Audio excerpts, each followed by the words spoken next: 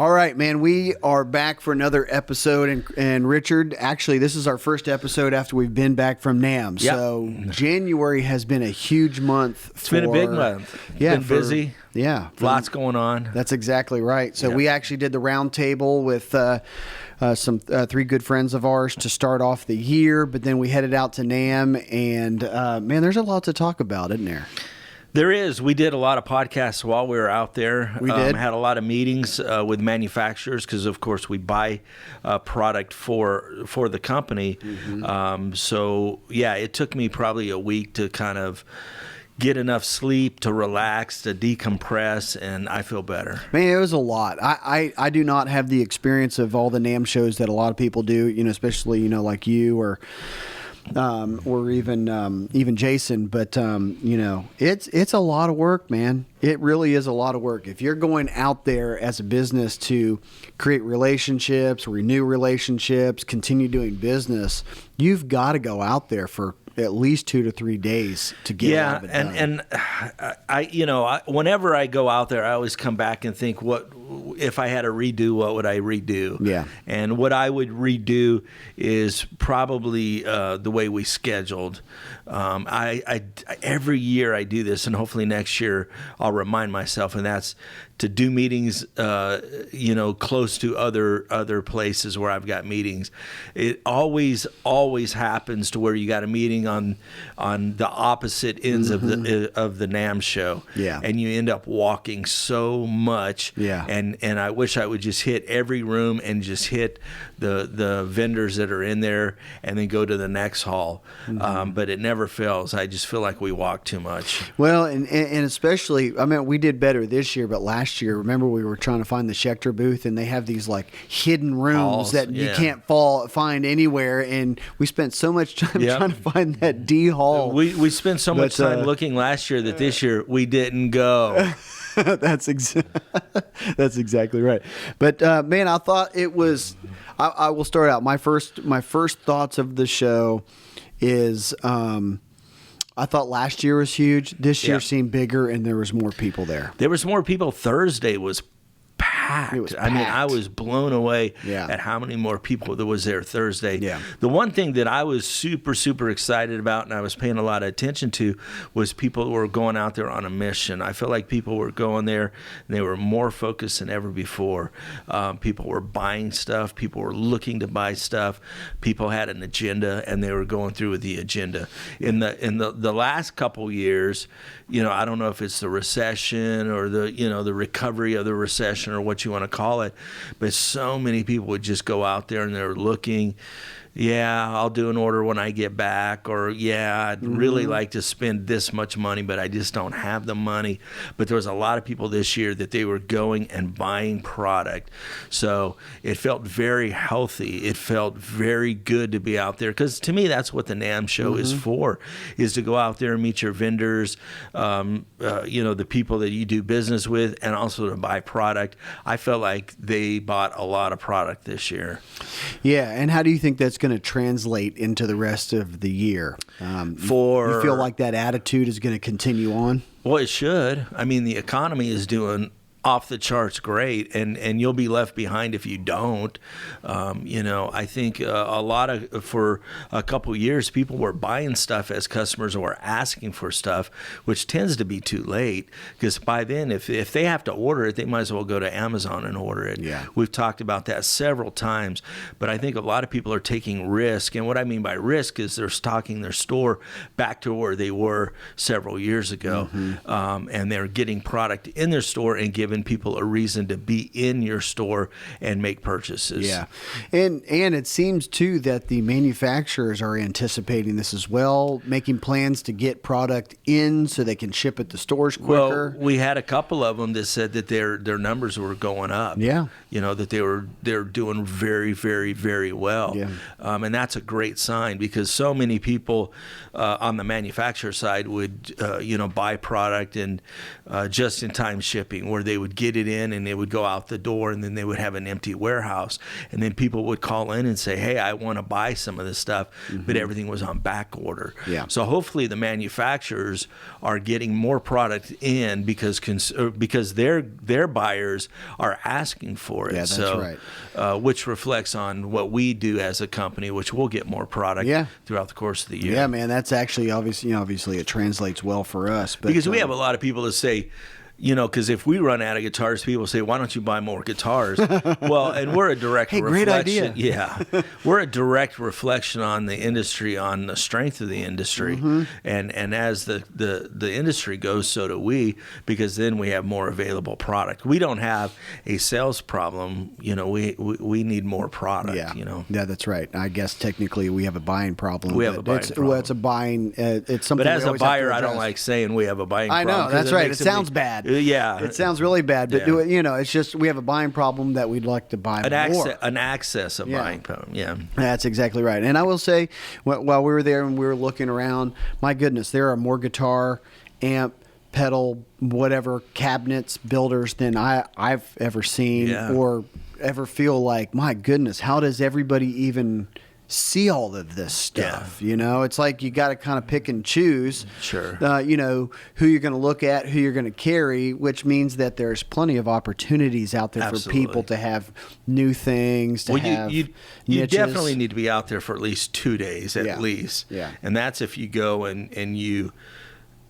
won't hit everything even in 2 days, I don't think, unless you're just literally running from booth to booth. Yeah, man. Just on opinion, what stood out to you as far as guitar wise? Anything that you saw that you liked or thought was, hey, man, that's cool, that's different? Well, different. I don't know. I think different. Everything always looks different, but it always looks the same, if that makes sense. Headless guitars were... Headless basses were big. Man. And the guitars, too. But I always think that Ibanez's booth is one that looks good. D'Angelico's booth was killer. Oh, man, they knocking the out colors, the colors that they were using. So there were some really nice good people booths. too. Yeah, nice people. Yeah, nice dinner. Yeah, they paid for it. But no, I mean, it seemed like there was a lot of manufacturers that were doing a good job. Yeah, and that's good to see. It seems like everybody had their A game on. Yeah, if you're a music store, and let's just say for the sake of you can't pick up Fender or Squier for whatever reason, I don't know, territory or whatever like that, man, there are a lot of companies that could fill that void for you right now. Absolutely. That are building great product. Vintage. Yeah, Vintage and Fret King, man, they make. I mean, Fret King was more of their custom stuff, but Fano, my goodness, oh man, we checked out their imports, and dude, they're great. Yep, $9.99 and under, and they look expensive, and they played great. Mm-hmm. We spent some time there with Jack and his son, and man, I think they're going to have the best year they've ever had this year. I hope so. Yeah, I think they knocked it out of the park. Yeah. A lot of cool colors this year. Yeah, of course, I think Fender kind of leads the pack with that. Ibanez did too last year. They did a lot of the pastel colors or the seafoam green, Well, and it blues. Seems like the I call them the Easter egg colors. Yeah. It seems like a lot of the guys are getting away from that if they're going to those types of colors, and D'Angelico especially. Dude, I was thinking the exact same thing. That rose gold or whatever he called it, beautiful. Dude, that's just a sexy color, man. It looks really good. And they had a lot of cool acoustics at really good price points. And while we're talking about that, we talk about Breedlove. And I would shout out numbers right now, but I'm going to get them wrong. But I want to say $499. If not, it's real close to that. All solid guitar, and I'm like, oh man, that's a slam dunk. Yeah. And then Music Link came out with the Recording Kings, and they had some great price points as well. Right around $549. I want to say they were the ones that had them for $469. But $469. They double could be check wrong. that. But yeah, there was some great price points out there. Like I said, I felt like everybody had their A game on. Yeah. So I mean, it was good to see. Yeah. Going back to the Breedlove stuff too. Man, you check out their booth. I'm telling you what, man, they've got great price points, but their guitars just look great, man. Yeah. I just think it's a great brand. If somebody needs a good acoustic brand to carry in their store, again, I think Breed Love would be a home run for a lot of music stores. Yeah, there's no reason, if you're out there looking for brands and you need product, there's no reason not to go out to the NAMM show and take a look at the product out there, because it's just some great stuff out there. Man, I'm curious. Obviously, we knew it's 2019 news, but obviously, Reverb, got bought by Etsy. Yeah. We had a great we had a great time hanging with Seb. But how do you think Reverb is going to or do you think they're going to plow new ground, or they're just going to steadily grow through 2020 and it sounds beyond, like they are from what I hear. It sounds like they are. I mean, you always kind of look at a company like them and go, how can they get bigger? How can they do more? How can they? But they always seem and then to they do.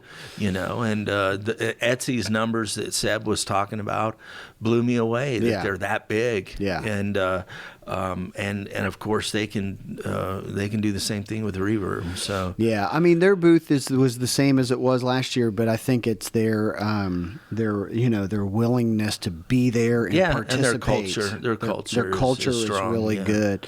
Which I think it's so funny. I asked you last year because eBay was there, and I was like, "Hey, does eBay normally come here?" And you're like, "No." So they realize what Reverb is doing in the music industry. Yeah, eBay realizes that they've been screwing around with people for so long and doing things they shouldn't be doing, and somebody like Reverb comes on the scene and treats customers respectfully and nice and takes care of things, and then look what happens. They're like, oh wow, we better change our attitude. Man, I'd love to know what you actually really think about that. Just kind of flew out. Well, but I'm not being paid by Reverb either. Yeah, no, not at all. And it's not necessarily a slam on eBay. No, it's not. But it's the reality of the situation, how the market changes, and how music store owners need to pay attention. Absolutely, to take what's customer going service, on. Taking care of people that want to spend money with you. That's right. I wouldn't be surprised. I'm not saying they will, but if Amazon had a booth, I mean, as much as they're trying to become that. They wouldn't be there. But I will say I felt like I paid attention to a little bit of the educational stuff just as we walked by, saw what was going on. Tim from Piano Trends, who's a MIRC customer, has been for years, actually taught on how to incorporate Facebook Live into your music store. I'd like to have seen that. There's a lot of that going on, more and more and more. And I bet you they recorded that, and it'll be on the NAMM website. Yeah. I mean, I'd like to find that out. Yeah, and my goodness, I mean, this is nothing new to the Music Retail Show. We've talked about it at least 2 or 3 episodes about how you have to stay up with what's going on, incorporating social media. It's vitally important, and that's one of the reasons why we always harp so loudly that people need to get involved with NAMM and be at the NAMM show, because you're going to learn how to do these kinds of things that are going to help your store grow. Yeah, I mean, I honestly wish that they had a day or two before the show started. It was just classes. That makes sense. And they may do that. I don't know. I should find that out, because I would really like to sit in on some of those. Because every year I'm like, man, I would like to pick 1 or 2 and go sit in on them. Because we always have so much going on that always kind of takes a back seat when I really wish it wouldn't. Hey, what else kind of stood out was podcasting has becoming kind of big, hasn't it? Boy. Yeah, it has. I mean, it's kind of amazing. Yeah. It just seems like everybody's jumping on that bandwagon. Yeah. You're getting a lot of people. I think it's good. And let me start by saying that. I don't want anybody to think that I'm thinking it's negative, because I don't. I want there to be more. Yeah. I really do, because I want more people to do what we're doing, and that's to get in there and try to educate and help people out, and that's really the reason why we do this. So we giggle and laugh about it and joke around about it, but truthfully, there's some good ones. There's some that that are trying and struggling, and there's some that whatever. But I think it's good. I mean, it's kind of flattering in a way, because here we've been fortunate to have done however many episodes, and these guys are kicking it off and starting out and doing these episodes, and doing a good job. I mean, there were some really cool ones. We also met up with a couple that we're going to have on the show, like the guys from Modern Drummer. Yeah. So they've done a couple hundred episodes, Yeah. I think is what he said. Yeah. And man, those guys are pro, so that's going to be fun. Yeah. So I think it's great. No. It's great. It is good. It is good. And I was, purely bringing that up because you can see how the industry is actually even trying to sell more products that are kits. Kits that are appealing to people to do podcasts, and people starting podcasts is great. Hey, we didn't invent the wheel here. We just decided to kind of start talking about some stuff that needed to be talking about. Yeah. And I think that, it's even at the point too where, maybe some people, a music store owner in their town needs to start a local podcast that can appeal to a specific niche. I mean, there's plenty of room for it, and we need to. Everybody needs to support each other. Where nobody's trying to cut each other's throats, but we need to try to build. And we each had other a couple that were fun. We had Squiggy on there, which is a good episode. Which is a fun episode. I'm going to go back and listen to it again. Yeah, man, we made the music experience, their wrap up video for NAMM Week. Man, we made that. That was kind of cool. That was awesome. Are we famous? I don't know about that. I think once we become ordained ministers, like we talked about in that episode with Squiggy, so go back and listen to that. $79. $79. Then we might be going somewhere. So I'm not going to let that die either. No. And if ever nobody knows what we're talking about, go back and listen to the episode with Squiggy. Just a little disclaimer. It's our first episode with an E next to it. So, just want to be full disclosure there. But, man, it's a great episode. Great guy. Dude, if you want to talk about thinking outside the box. Well, it was interesting. I had somebody yesterday talk to me about that episode. And what was also really good about it is we were joking around about the funny stuff, but then he was talking about some of the serious stuff that was said, and thought, man, this guy was really smart. Yeah. And not that we don't think he's smart, but he was talking about some of his comparisons and some of the things that he was saying, and really enjoyed that as well. So, enjoyed the full podcast, both the humorous stuff and the serious stuff. Yeah, I get the sense that he actually, Squiggy actually cares about people. Absolutely, which is why people I think people care about him as well. Yeah, absolutely, and that's why I think he's in the position that he's in, because he absolutely he's cares. A character, man. No, he's a character. He's a character that cares. I love it. I don't know, man. My goodness, there's a whole lot of stuff. I think we hit some of the rooms that stood out. I think Fender's just killing it every year. I mean, my goodness, you look at their amp wall was out of control big. I mean, they just had so many options. They had well, it wasn't that it was just they just were showing amps. Yeah. In the past, for some reason, they've kind of put them in a little corner and didn't really showcase them. They have some of the best amps out there, but yet they didn't show them like they did some of the other stuff. This year, they actually showed them, and then you realize going, oh wow, they really kick butt in amps, And they obviously last year they did the Acoustasonic. This year they're doing the Stratasonic. Or is that what the name of it? Something like that, which is basically the same thing, just a different shape. I honestly thought that guitar was going to kind of die out, and I thought that was something that they were pushing too hard, and I was kind of worried that they were taking this and should have probably gave it a break and not pushed it as hard. But from what I heard, they sell a lot of them, and they sell as much as they want. They can't build them fast enough. So I was wrong on those. Well, in the world of options, especially in recording and everything like that, it only makes sense. Yeah. If you're a traditional D18 guy, maybe it doesn't appeal to you, but man, with a lot of the musicians and studio guys that are coming up now and performers, it makes sense. It makes complete sense. Man, I thought Gibson's room was great. They rolled out a bunch of stuff, man, and we had an MIRC made an appearance. Man. Yeah, we had six guitars there. Yeah. I'll have a conference call with those guys today, and I'm curious to see what is said from the show about that. But it seemed like there was a big boom with them guys. So they had I think Al John said 500 guitars. Is that what he said? Yeah, I would believe it. I mean, standing in that room, there were had so a many. crap load of guitars. Their room looked great. Yeah. It was huge. They had a big stage. I swear it was Yeah. bigger than last year's stage. No, it was a bigger setup. It was They had more huge. room. Yeah. Yeah, they did a great job. Yeah, and of course, my good buddy Slash, they released a new called the series Core Collection. How many does he have? He's got like 58 guitars out now. Well, you know, I mean, they're limited models and runs. whatever. Limited runs, so they got to relimit them. Yeah, they got to relimit them. I mean, it's just like, oh, here's a new Slash model. Doesn't that look like last? Oh, yeah. I get it, man. I mean, the AFD, the Appetite for Destruction one that they put out in 2008, in my opinion, was kind of that home run guitar that they put it, but it was an $8,000 guitar or something like that. These ones, I think, are going to be more affordable.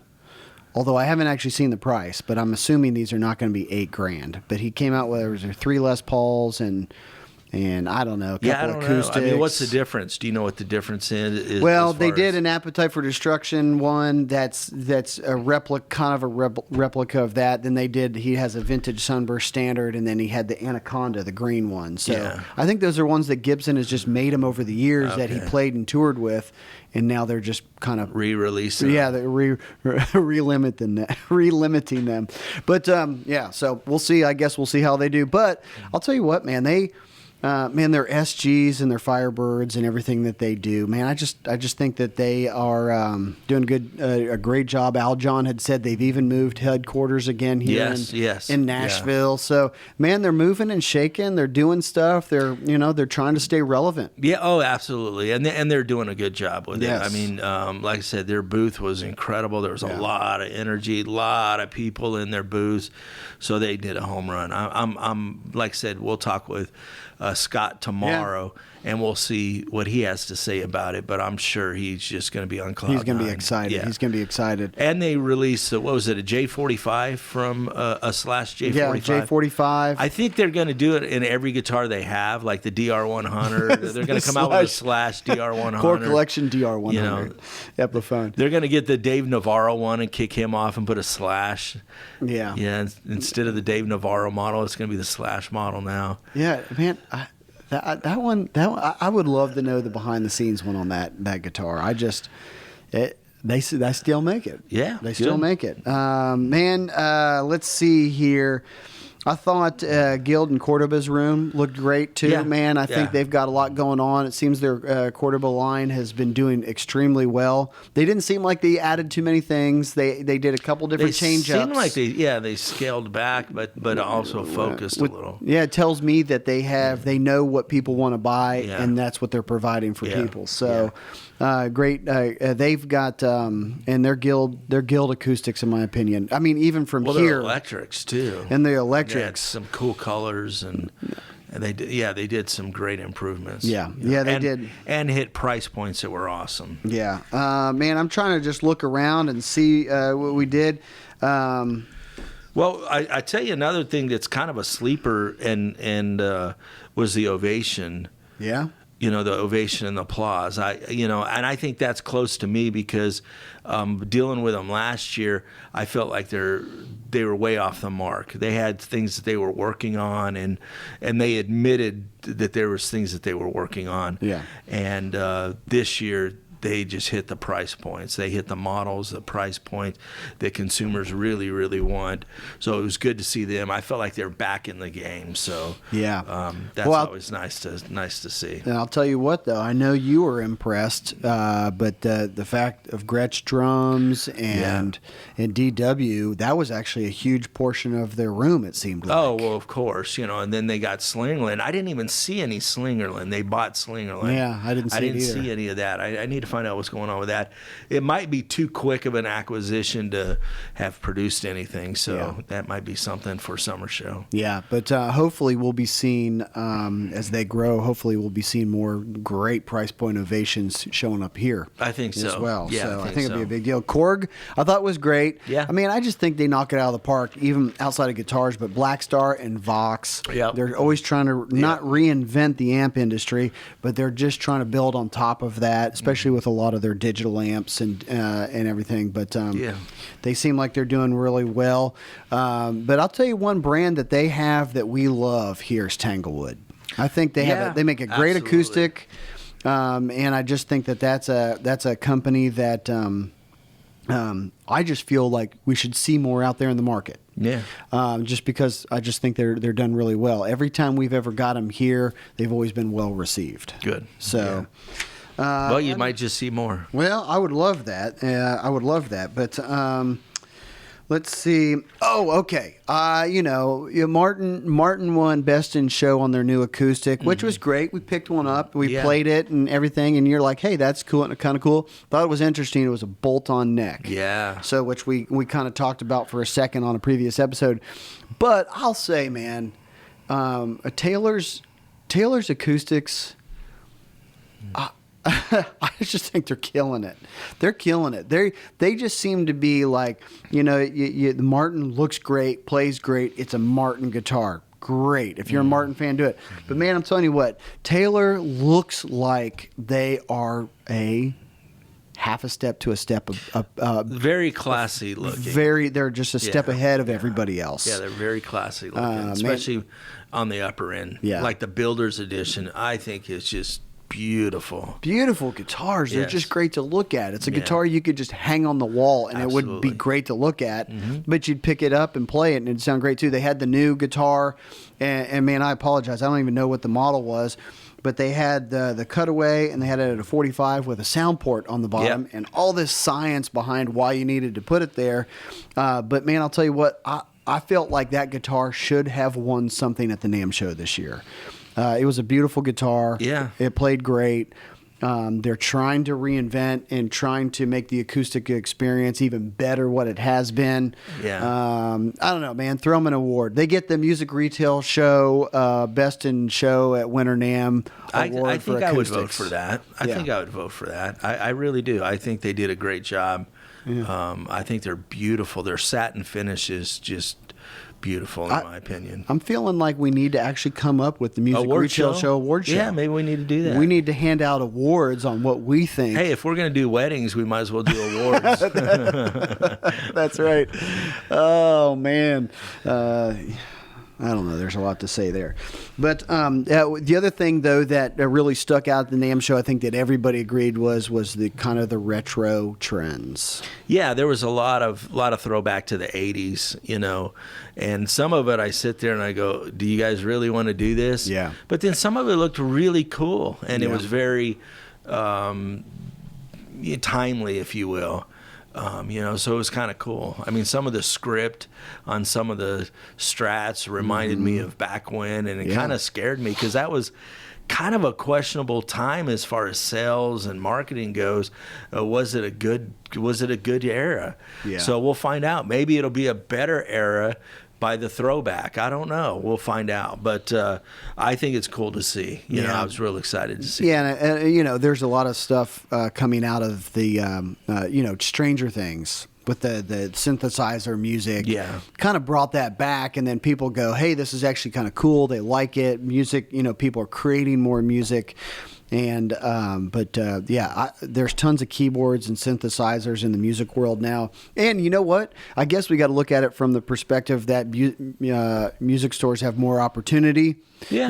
They're not just trying to sell guitars and accessories that are around that. Man, they can get into a there's some affordable. cool gadgets that Yeah. kind of get your attention off just the normal stuff. So Yeah. I liked it a lot. I thought it was good. Yeah, Floyd Rose has got to be selling more product now than ever, considering all these guitar companies that are putting floating trims on their guitars. Oh yeah, So, they had a good booth too. Yeah. They had a real nice booth.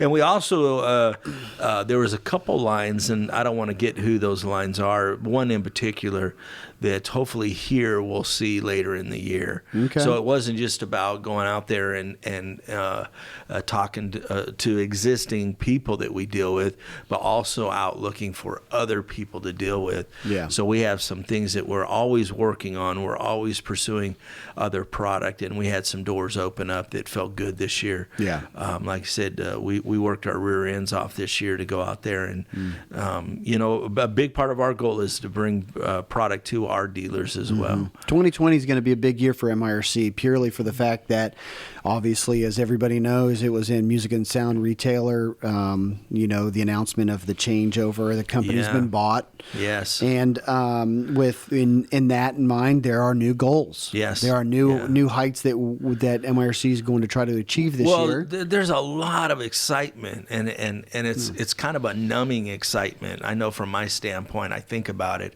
I think about what does it need to look like. I mean, I spend a lot of time analyzing things and thinking through things, and the one thing that I can be confident with is we have a good group of people. We have a great staff.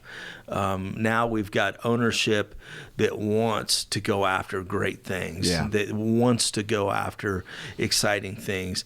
It may not happen as fast as we want it to, but it'll happen. Yeah. And that's exciting because, I feel like just like any company, if we're not careful, we can get stagnant and just become sterile. And I think we were getting to that point. And I'm excited about the future. I'm excited about this year. I'm excited for the next 5 years, what that'll look like. I'm excited for the opportunity. I'm excited for the opportunity of our staff. And I just can't wait. The excitement from the manufacturers to us was overwhelming. Yeah. I felt so good because I was a little nervous. Very positive. Yeah, I was very nervous going. And of course, it's easy for people to go, oh, nothing's going to change. It'll all be great. Don't worry about it. But secretly, I was like going, man, how is this going to be received? Yeah. And as you know, it was received well. And by the first 20 steps walking in the door, immediately being hit up by someone going, hey, congratulations. Yeah. Heard about the change. We're excited about it. Let's talk business. Yeah. And I'm like going, wow. I mean, when's that happened before? Yeah, exactly. So I'm excited. Yeah. No, I may not feel like it. I'm a little tired, but I'm excited. I mean, internally, I think there's just big things ahead. I mean, there's no reason why it should be what it's been in the past, which has been great. Not being negative at all. But man, there is so much opportunity out there right now. And I think here a little shameless plug for what we do, but I think the industry should be rooting for MIRC. Sure. The more opportunities that we are able to partake in, it causes, we build confidence and more opportunities for the clients that we work with. Yeah. Which only helps lift up the absolutely lift up the entire just the bottom floor of the entire music industry. Absolutely. So I think 2020 over the next 3 years is going to be a big deal here. And I think we will get more and more people interested in what we're doing, or at least want to find out what we're doing and start doing business with us. A lot of people will know exactly what we do. Yeah. I mean, we still have people say, wow, I didn't know you guys were existent. I didn't know this even was a thing. Yeah. And so that lets us know we need to do more advertising. We need to get more in front of people. Yeah. And I think we're going to do that. Yeah, absolutely. People need to see the quality of work that goes on here and realize that we're a huge asset for their business. So there was a little bit of a little commercial ad there, but you're right. It was the overall attitude from our perspective of the show is, man, everybody was positive. Yeah. I mean, extremely positive. I didn't hear one negative thing. I don't think I heard one negative thing. No, I don't either. I don't. No, I think it was a phenomenal show. Yeah. It was a great time. I think people had a blast. Yeah. Good food out there. Man, great food. Man, I think about going to the Catch. So if you're out in Anaheim, you got to go to the Catch. Got to go to the Catch. I've eaten there probably the last 5 years. Once every year at least, if not twice. Yeah. And I tell you, man, it's a good place. It is a great place to go.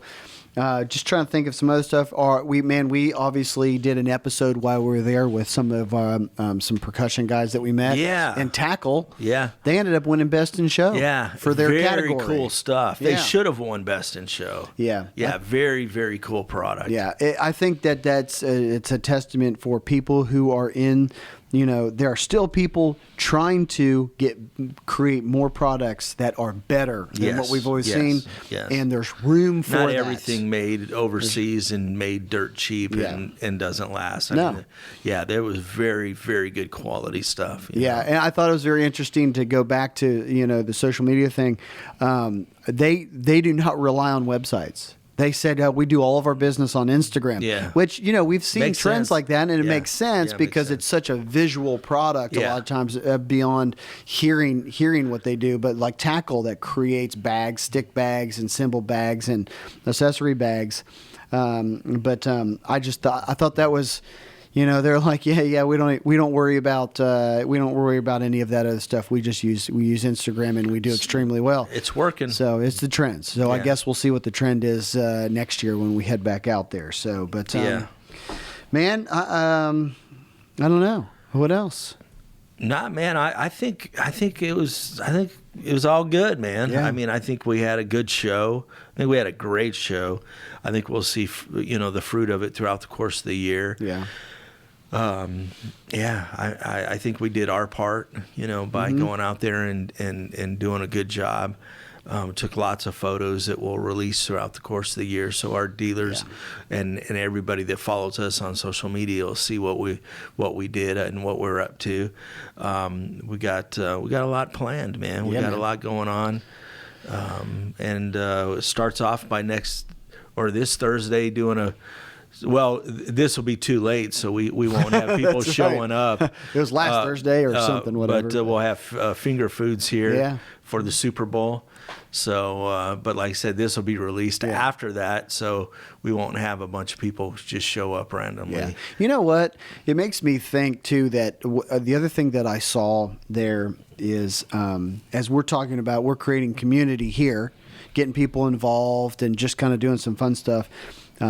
I am seeing more and more people, especially being at NAMM, that are realizing that community is their lifeblood to their stores. Absolutely. And trying to get more in. Like, so when you see people like talking about Facebook Live, it's because they're trying to create a little bit more community, trying to get people involved on a local, on a local level. Yeah. And I think that's a big deal. I think people need to pay attention to the opportunities that they can and new ideas that they can do in their store this year. Well, and I think it happens with us, and it's a little bit unique. Yeah, we do tons of videos, we do tons of content, but a lot of it is through food. Yeah. I mean, as crazy as it is, I mean, how many people do we talk about that wanted to come out for barbecue ribs this summer and hang out with us and whatever, because they know that we throw a little bit of a party the day before NAMM starts in the summer. Yeah. And several people said, I want to come in and eat with you guys and hang out and whatever. And to me, that's fellowship. That's good when you have people that want to come and hang out with you. So we're going to buy another smoker, and we're going to have probably a couple smokers going, and we're going to do ribs and who knows? The MIRC smoker, man. Hey, man, whatever. Yeah. Well, hey, if they can do it in California, we'll do it here. It's just going to be ribs. Well, I'll tell you what. I did realize, too, that you start to learn how small the music industry is. Oh, yeah. Everybody seems to know everybody, or at least they know somebody who knows somebody. Sure. And we need more fellowship. We need more community. We need more people hanging out. Understanding each other, supporting each other, and it needs to all be around more and more food. Absolutely, I think so. Yeah, I'm all day tacos. I could do tacos. Man. We could actually do tacos. I could do tacos now. Actually, we should start doing tacos at all of the music retail show episodes. Yeah, but Ian won't let us. Ian, dang it, Ian. All right. Not during. He's over there saying not he's like during. crunch in the microphone. Yeah, so we'll have to use soft tacos. Yeah. Anyways, well, I don't know, man. We can wrap things up. I think it was a great episode. And of course, man, if you are not a part of NAMM, go to their website. You got to sign up. Go to the show that's in the summer here in Nashville, Tennessee, and maybe, just maybe, you can have the opportunity to come out here and taste some of the Richard Smoker. Yep, let's do it. And what's going to come out of it. But, man, we appreciate it. Man, if you can go to themusicretailshow.com, check out all of our episodes. Go to themusicretailshow@gmail.com, because we would love to hear about stories that you had at NAMM or any feedback that you have, because I think we need to actually have an episode maybe sometime down the road of, just listener input. Yeah, that'd be of great. what's going on from their perspective in the industry. But I guess that's it for now. Yep. Man, we'll see you at the next episode. The Music Retail Show.